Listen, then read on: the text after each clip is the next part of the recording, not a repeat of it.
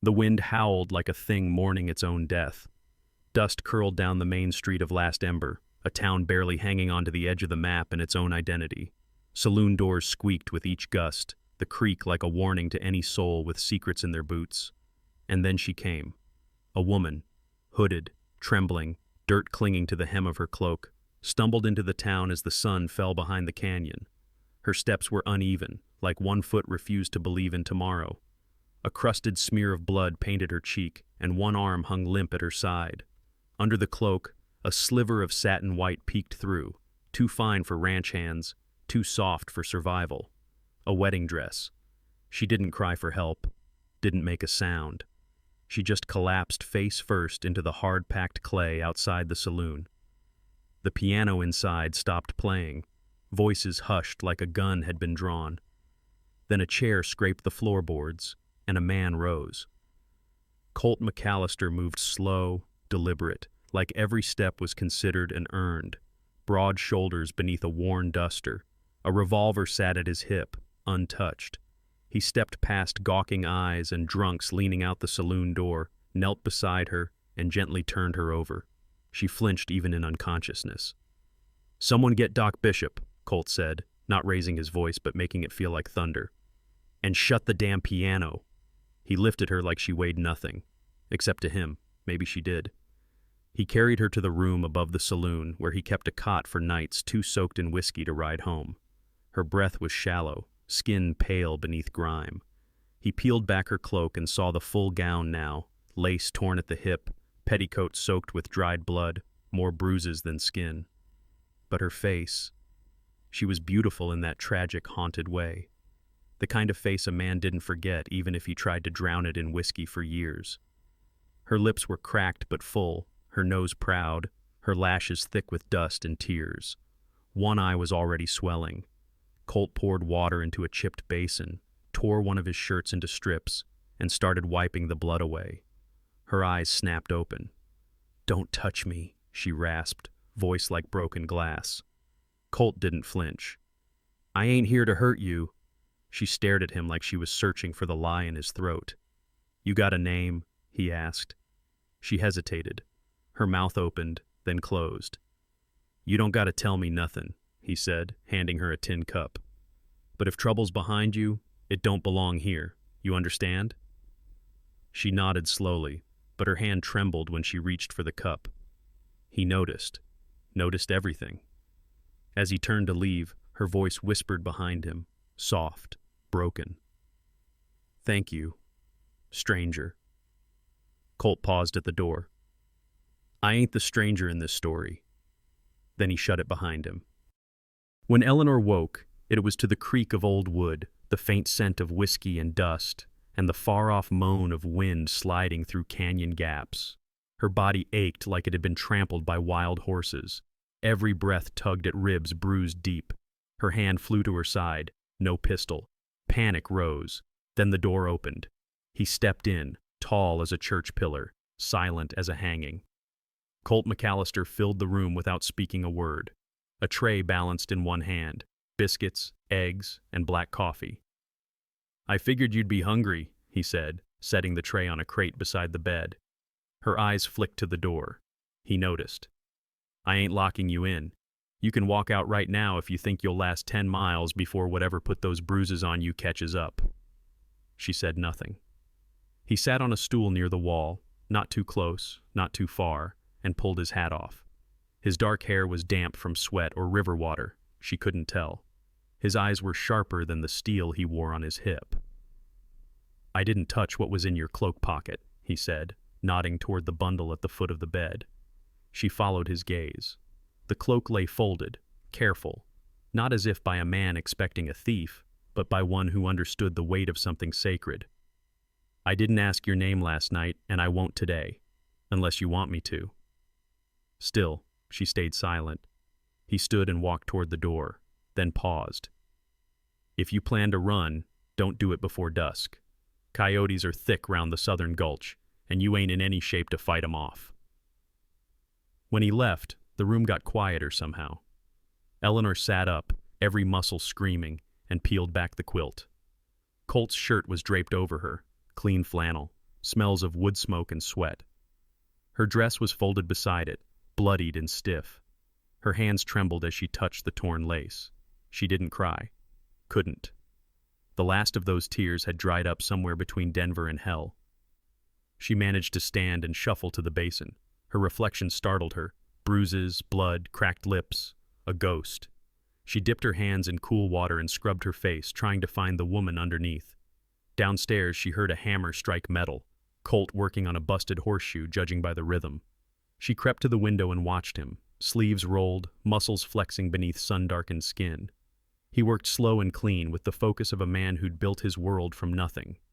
For a flicker of a second, she wanted to believe him, wanted to believe he meant it when he said no questions asked. But men always said that, and they always wanted something. She backed away from the window. Colt glanced up, just once, as if he felt her eyes. Neither of them said it out loud, but it hung in the air between them. She was still deciding whether he was a sanctuary or just another kind of danger.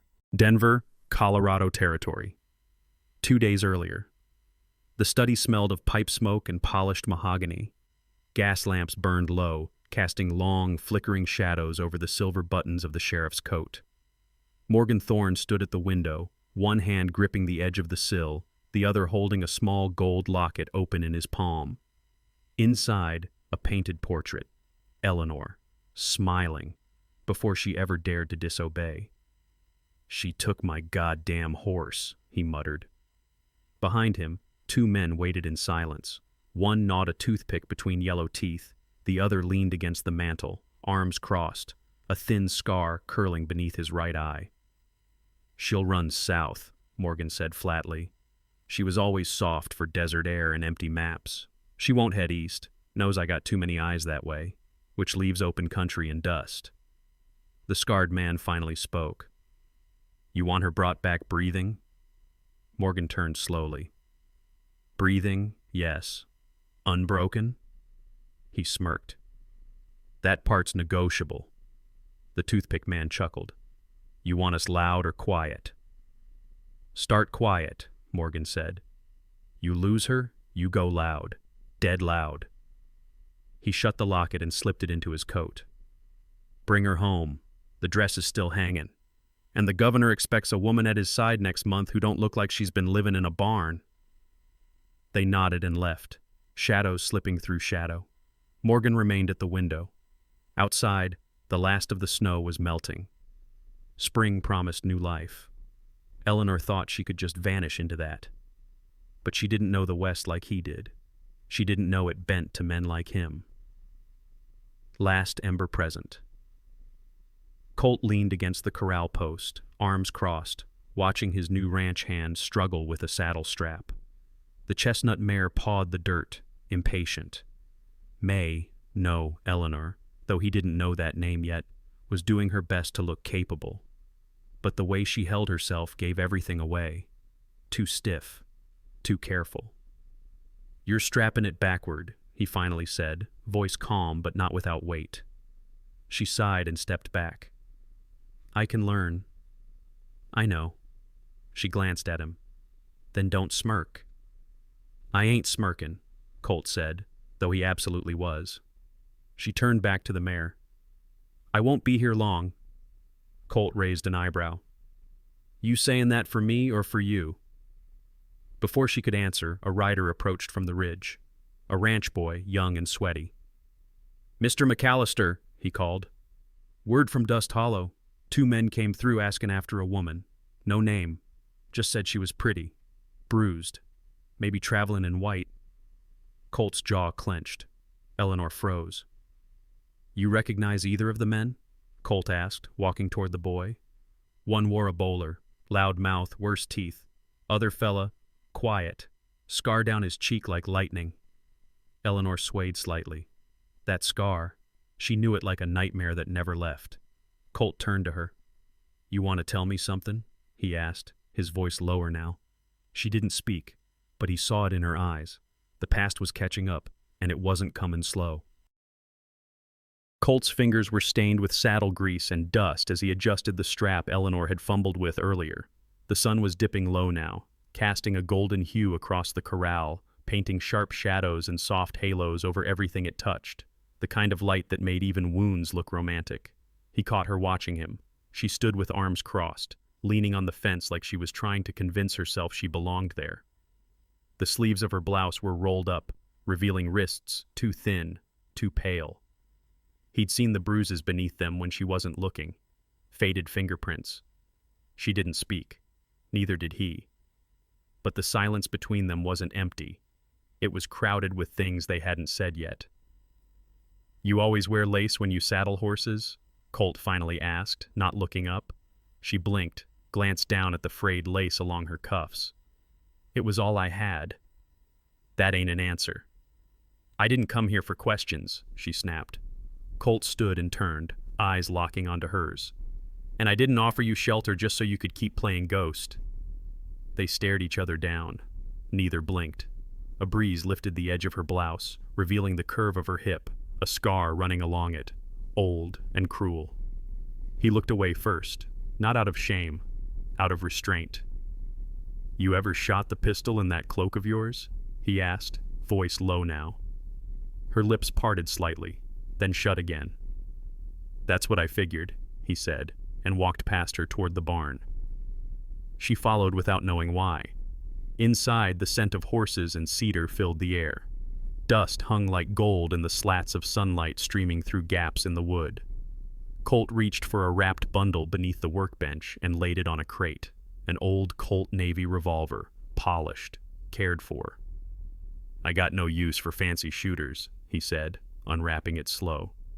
"But if someone's hunting you, you best stop flinching at your own damn shadow." He held the revolver out to her. She hesitated, then stepped forward, took it, and their fingers touched. It was brief, barely a second. But in that second, her breath hitched, and his eyes flickered to hers. Want and warning burned in the same stare. It was the kind of touch that didn't just brush skin. It struck memory. She gripped the gun tight. "What makes you think I'm not the one doing the hunting?" Colt smirked, stepping back. "You don't look like a killer. Maybe you don't know what one looks like." He paused. "Maybe I do." They stood in the silence that followed, the air thick with more than dust. Outside, a crow called once, sharp and ugly. She looked down at the gun, then back up. "Thank you," she said softly. "I ain't doing it for you," he said. "I just got tired of burying people." Then he left her standing there, with a loaded gun in her hand, and the memory of his touch still burning in her palm. The town of Last Ember didn't look like much, just a handful of leaning buildings strung along a dusty vein of road. But it had eyes, the kind that watched from behind warped shutters and over whiskey glasses, the kind that never forgot a damn thing, no matter how many years passed. Colt rode into town with Eleanor seated behind him, her arms wrapped tight around his waist. Her cheek brushed his shoulder once or twice, and he felt it each time like a brand. She hadn't said much that morning, just that she wanted to feel the sky again, see something that wasn't walls or fences. He hadn't wanted to bring her into town, but something in her voice, quiet, distant, almost ashamed, had made him saddle the mare anyway. They dismounted in front of the general store. The porch creaked beneath their boots. Colt tipped his hat to the storekeep, an older man with a weathered brow and the kind of eyes that measured people like cattle. "Colt," the man said, "ain't seen you in a while." "Needed some flour," Colt replied flatly. The man's eyes shifted to Eleanor. "And a new hand, I reckon?" Eleanor stepped behind Colt slightly. The movement was subtle, but enough. "Something like that," Colt said. Inside, the store smelled of pine oil, dried beans, and old leather. Eleanor busied herself with a display of soaps and needles while Colt gathered what he needed. But the whispers began before they ever reached the counter. "That's her. Did you see the bruises? She looks like trouble, or maybe just trouble found her." Wonder if Colt finally cracked. The voices weren't loud, but they didn't need to be. In towns like this, even silence could be a sentence. By the time they stepped out with their supplies, two men sat at the bench across the street, watching. One with a toothpick, the other leaning back with his arms crossed. Neither of them smiled. Colt ignored them. But Eleanor noticed how his jaw set just a bit tighter. As they loaded the sack onto the saddle, a drunk stumbled out of the saloon across the way. His eyes squinted, then widened. "I know that face," the drunk slurred, pointing a crooked finger at Colt. "You're McAllister, Colt McAllister. Or was it Jesse's boy?" Colt didn't move, didn't blink. "You let your brother hang," the man growled. "Stood right there when the rope pulled tight." Eleanor froze. She felt the shift in the air like a storm rolling in. Colt turned, slowly. "You don't know a damn thing," he said, voice so calm it was frightening. The drunk spat. "We know enough." Colt reached into his coat, not for his gun, but a coin, and tossed it at the man's feet. "Buy yourself a new memory." He swung up into the saddle without waiting and reached a hand down for Eleanor. She hesitated, then took it. They rode out in silence, the town shrinking behind them. But in Eleanor's chest, a new question bloomed. What did he mean, "You don't know a damn thing"? And what secret had Colt McAllister buried in the dirt of his past? The moon hung low, round and yellow like an old man's eye, staring down on a world it didn't understand. Crickets sang their bitter songs across the prairie, and the wind had gone still, too still. Eleanor sat alone on the front porch of Colt's ranch house, wrapped in his old duster, boots off, toes brushing the cool wood. A bottle of whiskey stood beside her, 2 swigs in, and it still hadn't burned away the memory of those townfolk's stares. Behind her, the door creaked open. Boots stepped out, slow. Colt didn't say anything at first, just stood there, one hand holding a battered tin cup, the other tucked in his belt. "You always drink in silence?" she asked. "I try to only drink when I got something worth forgettin'." She looked up at him, eyes glassy, not from the whiskey, but the weight. "I think I remember everything more when I drink," she said softly. "Like the parts I locked away come clawing back." Colt sat beside her, just far enough to respect her space, but close enough to feel the warmth off his skin. He took a sip and exhaled slow. "They called me a coward today," he said. Drunk didn't even slur it. Eleanor turned to him, surprised by his openness. "Were you?" she asked, not cruel, just honest. He looked out at the pasture where the wind had begun to stir the grass again. "No, but I didn't stop what happened neither." He stood and nodded for her to follow. She did, barefoot, dress brushing against her legs like whispers. He led her past the barn, past the corral, out to a small fenced plot behind a row of cottonwoods. A wooden marker stood there, aged and leaning. Jesse McAllister, 1849 to 1873. More man than most. Colt knelt, pulled a small flask from beneath a rock, and poured a finger's worth of whiskey into the dry dirt at the grave's foot. "I lied on the stand," he said. "They were going to hang Jesse for a robbery I planned. I thought if I gave 'em enough noise, they'd come after me. But they wanted blood that day, not justice." He stood, his jaw clenched. "I told myself for years it was just the way things shook out. But that ain't the truth." Eleanor stared at the name. "Why tell me?" "Because you're running from something awful. And I figured, maybe if I showed you the worst of me, you wouldn't be so scared of it." She stepped closer. "You think I'm scared of you?" He met her eyes. Something in her voice had changed, stronger now, steadier. "I think you're scared of being close to anything that might not hurt you," Colt said, like it's a lie waiting to happen. They stood in the moonlight, breathing the same air, hearts pounding like war drums. His hand reached up, brushed a lock of hair from her cheek. She didn't pull away. For a second, just one, he leaned in, and their lips almost touched. But she stopped him. "No," she whispered, voice trembling. "Not like this. Not yet."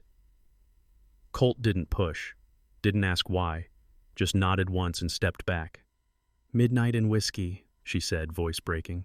"That's when the past comes begging." "And I don't answer the door no more," he replied. Dust Hollow wasn't much more than a saloon, a blacksmith, and 2 brothels pretending not to be brothels. But it sat on a crossroads, one leading west, one south, and that made it valuable for men who moved like shadows and wanted answers without raising their voices. The first hunter stepped off his horse with a grunt. He wore a bowler hat 2 sizes too big and a permanent sneer beneath a thick mustache. His name was Dutch, and he smelled like chewing tobacco and violence. The second didn't speak, just tied off his horse and let his eyes do the talking. Scar ran down his right cheekbone like a bolt of lightning caught mid-strike. Folks didn't know his name. Most just called him Kane. They pushed through the saloon doors, boots echoing on worn wood.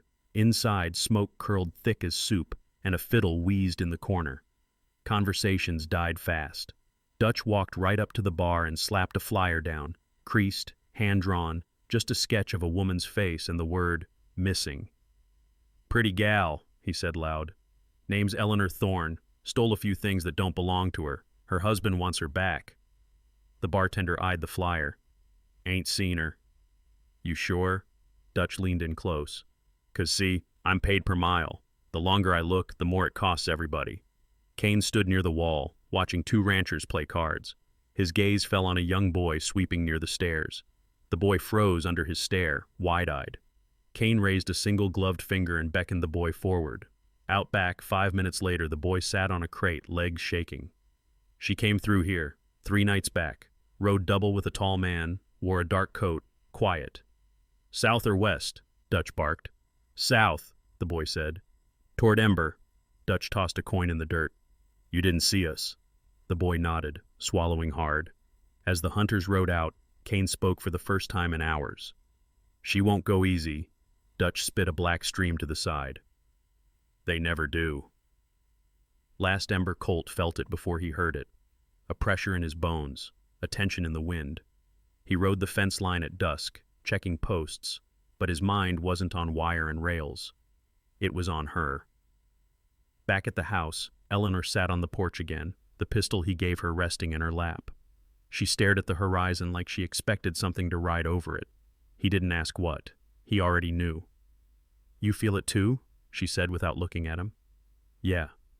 They're coming." "Yeah." She looked at him then. Not afraid, just tired, like a woman who'd run long enough. "I ain't going back," she said. "You won't have to." A silence stretched between them, thick as rope. Colt knew better than to promise what he couldn't keep. But tonight, he'd kill for her, and soon he just might have to. The sun had barely crested the hills when Eleanor woke with a start, heart thudding like it was being chased in her chest. She couldn't remember the dream, just the feeling, dread, thick and oily, like a storm on her tongue. She rolled out of bed quietly, stepping past Colt's sleeping dog by the door, and crept outside. The early morning air was crisp and laced with dew. Somewhere nearby, a hawk screeched over the hills. Something had been gnawing at her. Not fear exactly, curiosity, and the sense that Colt McAllister, honest eyes and all, was holding back more than just a few hard memories. She walked the edge of the property, hands in Colt's coat, trailing along the fence line, past the barn, past the pasture. Then she saw it, the smokehouse. It stood separate from everything else, squat and dark, with weather-worn wood and a thick chain looped through the handle. It didn't look used. It looked sealed. And that's what drew her. She circled it once. No windows, just the single iron ring on the front door and a rusted padlock. She searched around and found a crowbar leaning against the barn wall. Her hands trembled, not with fear, but something older. Instinct, like she was about to learn something she couldn't unlearn. The padlock snapped open with a crack that echoed too loud in the morning quiet. She opened the door. Inside, the light was dim, slicing in through warped boards. Dust motes danced in the beams. And then she saw them. Stacks of folded canvas, saddlebags, a wooden chest. She stepped closer and opened the chest.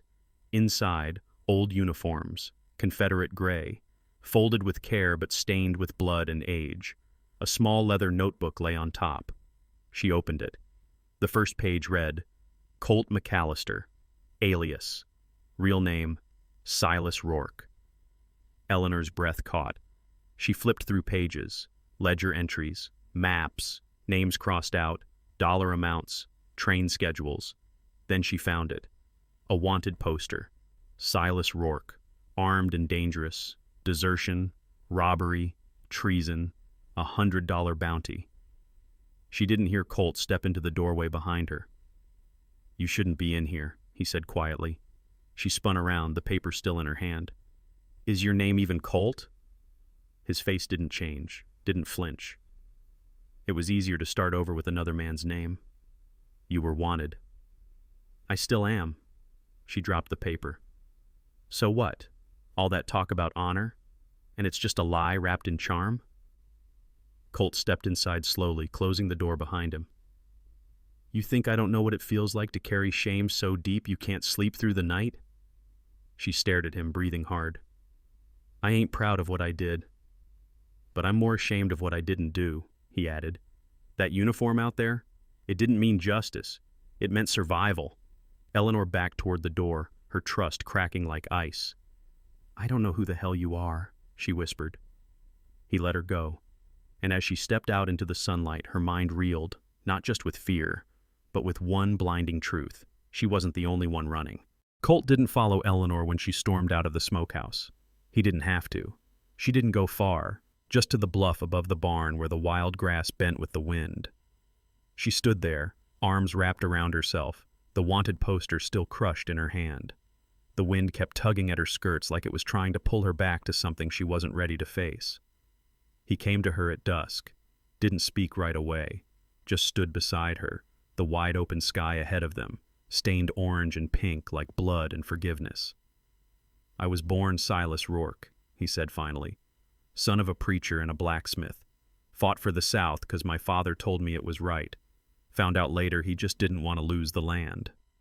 Eleanor said nothing. "I deserted after Shiloh," he continued. "Watched a man die in the mud calling for his mama with his stomach in his hands.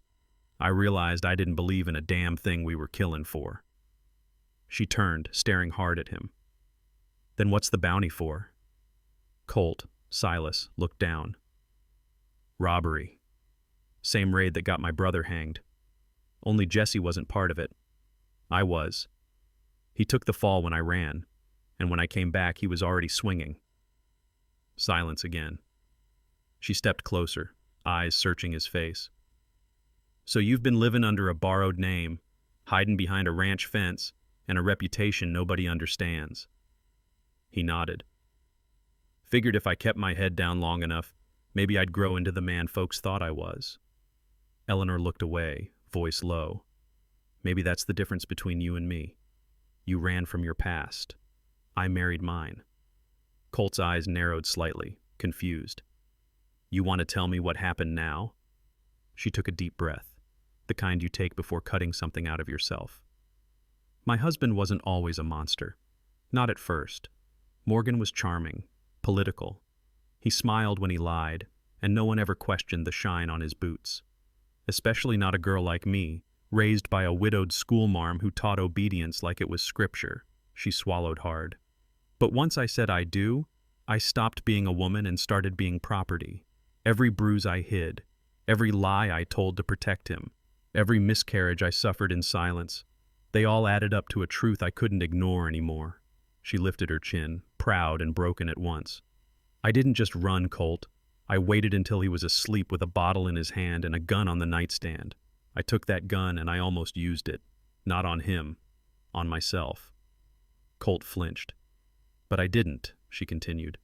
"I put on my wedding dress, blood still drying down my legs, and I walked out that door. I didn't know where I was going, only that it had to be anywhere else." A long silence passed between them. No wind, no birds, just pain hanging in the air. Then Colt reached forward and took her hand. She let him. And in that simple touch, everything shifted. Not love, not yet, but something dangerously close. The fire crackled low in the hearth, glowing like embers inside a memory. Rain tapped lightly on the tin roof above them, soft at first, then steadier, like the sky had something it needed to say, but couldn't find the words. Colt sat across from Eleanor in the parlor, sleeves rolled up, his forearms resting on his knees. He nursed a tin cup of coffee long since gone cold. Eleanor sat curled up in the armchair, knees drawn beneath a quilt she refused to let go of. She wasn't cold, just needed the weight. Neither of them spoke for a while. Then Colt broke the silence. I buried Jesse with my own hands, dug the hole myself. Could have run that day. Hell, maybe I should have. But I needed him to know I stayed, at least for that. Eleanor looked up. He was your brother. He nodded. Better man than me. Smarter, too. He knew the war wasn't about what they said it was about. Told me I was following ghosts before I even put on a uniform. Eleanor's voice was soft. We all follow ghosts. Some of us marry them. That got a faint smile from Colt, tired but real. She sipped from her own cup, whiskey this time, watered down. He noticed but didn't say a word. I used to believe in salvation, she said. Not the church kind. The kind you make with your own hands. If you love hard enough, endure long enough, the man you love might become the man you need. Colt watched her quietly. And if he don't? Then you leave with bruises and memories that scream louder than bullets. She set her cup down. Their eyes met across the fire. It didn't flicker. It burned between them. He leaned forward. I won't ask you to stay. I don't want to be another place you feel trapped in. Her voice wavered. You're not a trap. But I'm not safe either, he added. You've seen the wanted poster. You know what I've done. She studied him, firelight dancing in her eyes. You're not the only one with blood on their hands, Colt. The silence between them thickened, pulling, bending, close to breaking. He stood slowly, crossed the room, and knelt beside her. One hand reached up, resting lightly against her cheek. She didn't move, didn't blink. Her lips parted, breath shallow. Their faces came close, closer, and for one heart-stopping moment, their foreheads touched. Not a kiss, not yet, just warmth, trust, tension. If I kiss you now, Colt whispered, I ain't stopping at just that. Eleanor's hand rose, brushing his chest, fingers trembling. She could feel his heartbeat, strong, steady, wanting. I'm not ready, she whispered, but I want to be. He nodded, forehead still against hers. We've got time, he said. Outside, the wind howled once. Inside, two broken souls sat in a house full of secrets, daring to hope for something almost holy. Not salvation, but maybe a second chance. Dust rolled through the alley behind the saloon like the ghost of a fire no one bothered to put out. The louder of the two hunters, Dutch, sat leaned back in a broken chair behind the sheriff's office, chewing jerky and spitting between sentences. Sheriff's out, the deputy said, arms crossed, unimpressed. He's up north settling a land dispute near Whiskey Gap. That so? Dutch leaned forward, his tone slick. Then I guess you're the one wearing the tin star for now. The deputy narrowed his eyes. And you'd be? Dutch reached into his coat and pulled out a folded paper. Not Eleanor's wanted poster this time, but an old one with Colt's face on it. Silas Rourke. The name still carried weight in some parts. The deputy scanned it and cursed under his breath. You say he's going by McAllister now? Dutch nodded. Runs a spread about 5 miles south of here. Has a woman with him. She's wanted too, but I reckon she's got more value as bait. The deputy took a long look at the poster, then back at Dutch. You want him brought in? No, Dutch said. I want him alive. Hurt, if it helps. But walkin'. Kane emerged from the shadows behind the stable, quiet as dusk. He didn't say a word, but when Dutch looked at him, the message was clear. We move at first light, Dutch said. But I want eyes on the place tonight. Kane'll handle it. The deputy gave them both a wary look. I don't like games being played in my town. Dutch stood, brushing dust from his knees. We're not playing, friend. We're collectin'. Colt's ranch. That same night, the fire had burned down to coals. Colt stood outside on the porch, watching the stars blink to life. He lit a cigarette with a match that hissed in the breeze, then leaned against the rail. Inside, Eleanor was asleep on the sofa, the quilt still wrapped around her like armor. He couldn't bring himself to wake her, not after the way she looked at him earlier, like maybe she finally saw the man he was, not the man he used to be. But his gut churned, a deep pull behind the ribs, the kind that told him the wind was about to shift. His horse paced restlessly in the pen, a sure sign. He turned his eyes toward the ridge beyond the trees, and in the moonlight, just for a moment, he saw it. A flicker of movement, just a figure shifting behind a cedar tree, watching. He didn't reach for his rifle, didn't shout, just slowly, carefully, stepped back into the house and locked the door behind him. Trouble had arrived, and it wasn't knocking. The morning came heavy with fog and silence. Eleanor stirred from sleep with a strange ache in her chest. She wasn't sure if it came from the dreams or from waking up in Colt's arms, her head against his shoulder, his steady breath warming the top of her hair. They hadn't spoken much since the Firelight confession, but they hadn't needed to. Some things linger better in silence. She moved to sit up. Colt stirred with her. "Mornin'," he said, voice hoarse. "Is it?" she asked. "Not sure yet." She smiled, barely. He brushed a lock of hair from her eyes, then hesitated. "I keep thinking," he began, then trailed off. "What?" "That if I kiss you again, it'll stick." Eleanor tilted her head. "You didn't kiss me last night." "I wanted to," he said. And this time, he didn't wait. He leaned in, slow and certain, and kissed her. It wasn't desperate. It wasn't rushed. It was the kind of kiss that healed more than it stole. A kiss that didn't ask for anything, but gave everything. When they finally parted, Eleanor opened her mouth to speak, but a sound outside cut through the morning stillness. Hoofbeats. Then a shout. Colt bolted to the window. Dust was rising near the edge of the pasture. 2 riders, fast, moving like wolves on a scent.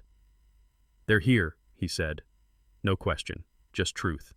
He grabbed his rifle from behind the door, checked the chamber, and turned to her. "Get to the root cellar, now." "No," Eleanor said, fire sparking in her eyes. He stepped closer. "I ain't asking. And I ain't hiding," she shot back. Their eyes locked. A bullet shattered the front window. Wood splinters flew. Colt shoved Eleanor to the floor and covered her with his body as another shot cracked through the wall behind them. "They're already too close," he muttered, grabbing her by the wrist and pulling her low across the floor. Another shot rang out, this one thudding into the doorframe. Colt swung the door open and fired once, blind, just to scatter them. It bought them 2 seconds. He ducked behind the porch rail. "There's 2 of them, one with a rifle, the other circling left." "Dutch and Kane," Eleanor said, voice shaking but clear. Colt glanced at her. "You know their names?" "I know how they kill." He handed her a second pistol, the old Navy Colt he'd given her days before. "Stay close," he said. "Aim for the one with the scar. He won't miss." They moved like a team, fluid, instinctual. Colt kicked over the feed barrel for cover, and Eleanor knelt behind it, pistol raised, hands steady now. Kane emerged from the side, rifle leveled. Eleanor fired first, missed, but just barely. Kane ducked back, and Dutch let out a furious shout from somewhere beyond the barn. "They ain't gonna stop," Colt said. "They're here to bleed this place dry." Eleanor's jaw clenched. "Then we bleed back." They exchanged one more look, laced with fear, fire, and something dangerously close to love. This time, Colt kissed her fast, hard, like it might be the last. "Don't die on me, Eleanor." She nodded once. "Not today." Then she rose with him, pistol gripped tight, as the gunmen came crashing down on everything they'd tried to build. The smell of gunpowder hung in the morning air, bitter and metallic. It mixed with the scent of scorched wood and kicked up dirt, and it clung to Eleanor's lungs with every breath she drew. She pressed herself against the side of the barn, chest heaving, dress torn at the shoulder. Colt had circled left, trying to outflank Kane, but she hadn't seen him for a minute now, and in a fight like this, a minute could mean forever. A shadow shifted near the broken water trough. Eleanor raised the pistol Colt gave her. She waited. Then Dutch stepped out with his hands up, eyes blazing. "Well now," he drawled, "you're braver than you look, or dumber. Could go either way." Where's Colt? Eleanor asked. Dutch ignored her, took a slow step forward. Man like him's gonna get you killed, sweetheart. He's a ghost wearing skin. Don't know if he wants redemption or a coffin. Eleanor's grip tightened. I'm not afraid of him. Dutch smiled. You should be. He lunged. She fired. The shot caught him in the thigh. He dropped with a scream, clutching the wound and cursing through clenched teeth. Eleanor stood over him, breathing hard. She should finish it. She knew she should, but she didn't. Not yet. Behind her, a gunshot cracked through the barn wall. Eleanor spun around just in time to see Colt stagger from the far side, one hand pressed to his ribs, blood already seeping through his shirt. Colt! He dropped to one knee but didn't fall. His rifle dangled from his hand, smoke curling from the barrel. Just beyond him, Kane lay sprawled in the dirt, eyes wide open, unmoving. Colt raised his eyes to hers. I got him. She rushed to him, catching him before he could collapse fully. Blood stained her hands, hot and slick, as she pressed them to his side. Hold still, you hear me? She said, her voice trembling. I ain't planning to dance, darlin'. Dutch groaned behind them, still writhing in the dust. You think this changes anything? He spat.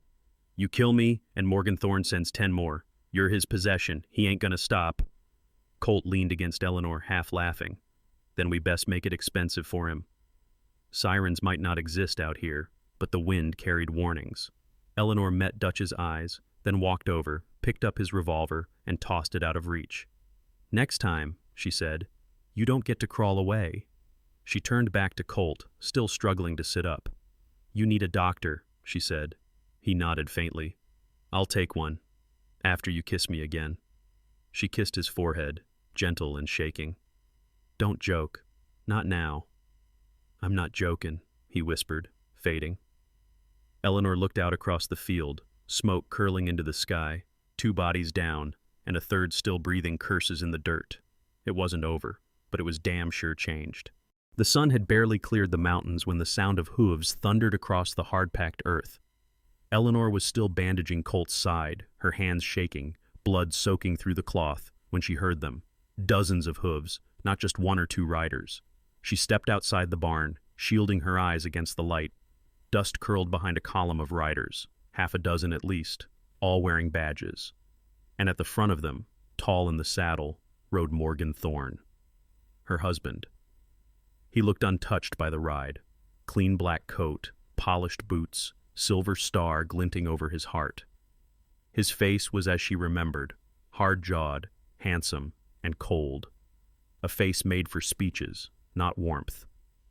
Eleanor, he said, drawing his horse to a stop just yards away. You look tired. She didn't answer. He dismounted smoothly, his boots landing in the dirt with a thud that echoed too loud in the space between them.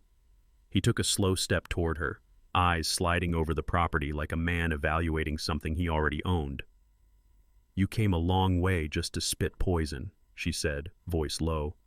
I came to bring you home. You never gave me a home. You gave me a cage. His mouth twitched. You ran away from your husband. You stole a firearm. You're aiding a known fugitive.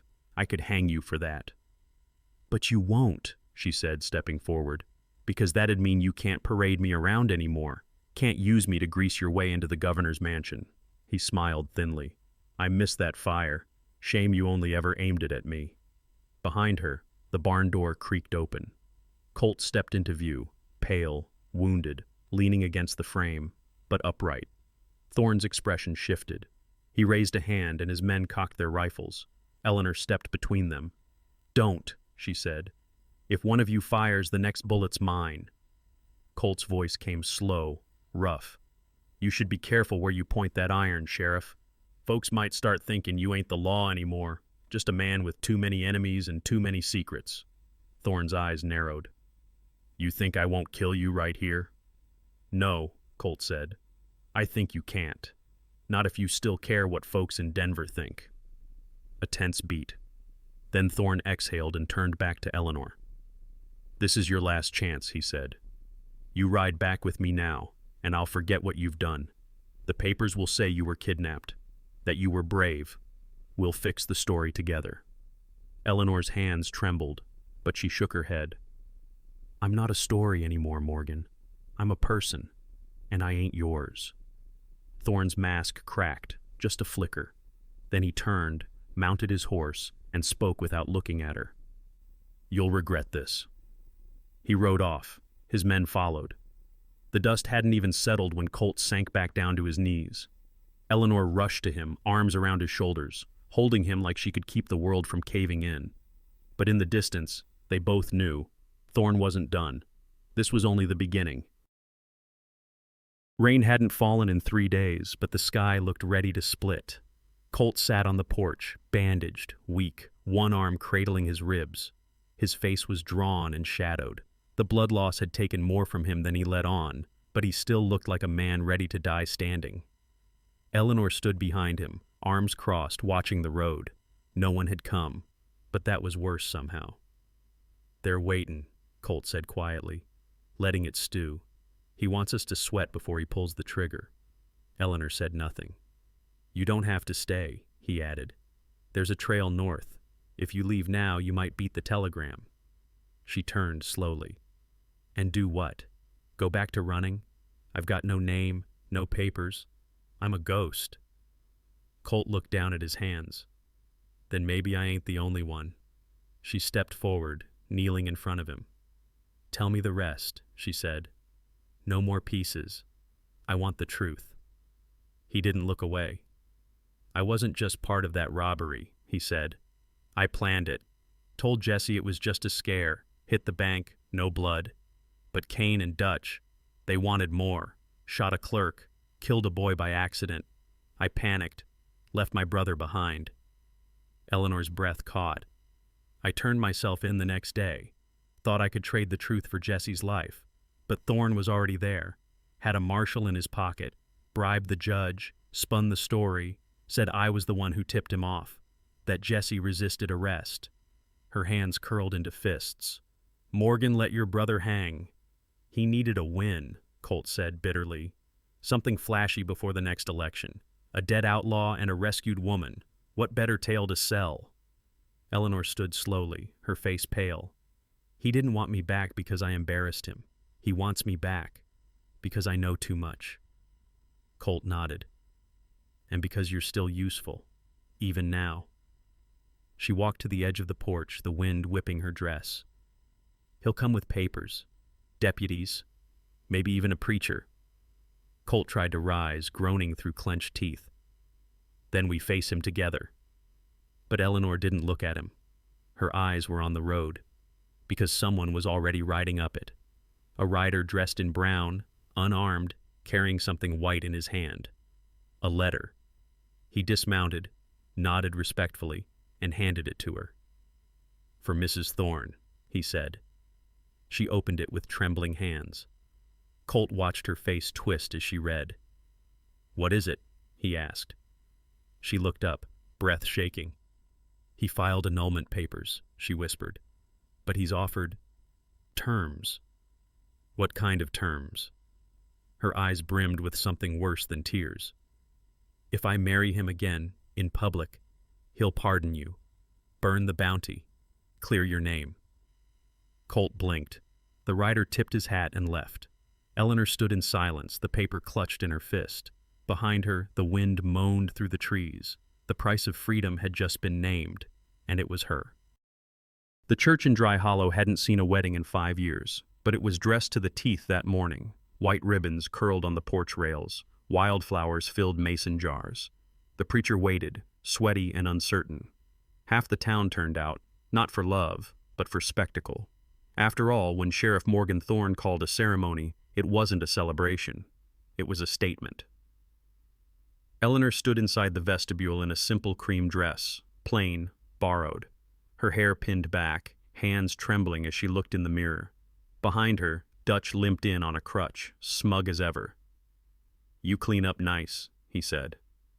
I'm not doing this for you, she said flatly. He smirked. Oh, I know. You're doing it for him, the outlaw with the ruined lungs and the busted ribs. Ain't love sweet? She turned away before he could see her cry. 10 miles away, Colt's cabin. Colt sat upright in bed, breath shallow. He'd tried to ride after her, twice, fell both times. Now he watched the clock, watched the hands move, and waited. He had no plan left, no bullets in the chamber, no fight in his limbs, just hope, and the ache of a goodbye he didn't get to say. Back at the church, the doors swung open. Eleanor stepped down the aisle, her face unreadable. Morgan Thorne stood at the altar, dressed like a governor already, black coat gleaming, smile carved in marble. "You're making the right choice," he said as she approached. "I know," she replied. The preacher cleared his throat. "We are gathered here." "Skip it," Morgan snapped. Eleanor spoke, calm and clear. "I have something to say first." She turned to the crowd. "You all think you know who I am. Some runaway bride, some outlaw's whore. But I was never free. Not until now." She looked Morgan in the eye. "And neither were you." She reached into her dress pocket and pulled out a folded document. The crowd murmured. Dutch leaned forward, frowning. Morgan's jaw clenched. "You forged it?" he hissed. She shook her head. "No, I filed it. I just didn't send it. Until now." She handed it to the preacher. "Annulment. Signed. Witnessed. Dated before your threat." He lunged. But before he could reach her, gunfire. A single crack. Dutch collapsed to the ground, a bullet in his chest. Everyone turned. Colt stood in the doorway, rifle braced against the frame, pale as death, but standing. "Like hell you're taking her," he said. Sheriff Thorne reached for his sidearm, too slow. Colt didn't shoot again. He didn't have to. The town saw everything. They saw a man unarmed, lunging at a woman. They saw another man, broken and bleeding, willing to crawl through hell just to protect her. And they turned, one by one. Thorne dropped the gun. Colt swayed, but Eleanor was already at his side. "You shouldn't have come," she whispered. "I didn't want you to walk alone." She kissed him then, truly kissed him, in front of God and every gossiper in Dry Hollow. And when they rode out of that church hours later, leaving Thorne behind with nothing but ruin and silence, Eleanor looked over at the man beside her, his hand wrapped in hers, his pain laid bare. "What now?" she asked. Colt smiled faintly. "We ride till the sky don't feel heavy anymore." And they did. Maybe they were still out there, somewhere west of the law and east of heaven. Maybe they never found peace, but they sure as hell found each other. And that was enough. If this story left a mark on you, we want to hear it. Do you think Eleanor made the right choice at the church? Was Colt worth the risk? Drop your thoughts in the comments below. And if you love gritty Western love stories packed with betrayal, redemption, and twists you never saw coming, like this video and subscribe to Saddlehorn Stories for more tales that hit like a six-shooter to the heart. Thanks for riding with us.